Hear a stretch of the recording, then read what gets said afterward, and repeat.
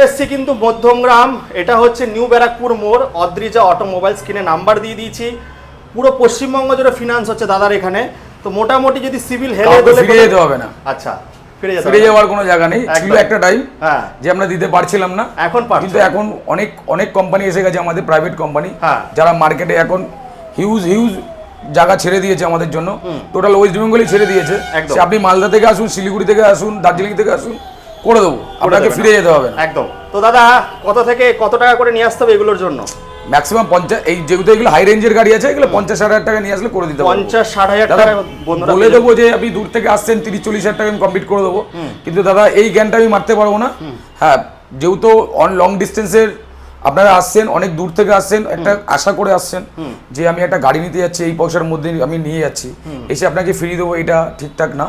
তার জন্য অ্যাপ্রক্স এইসব গাড়িতে যদি সিভিল ঠিকঠাক থাকে 50-60 টাকা নিয়ে আসলে এনাফ হয়ে যাবে।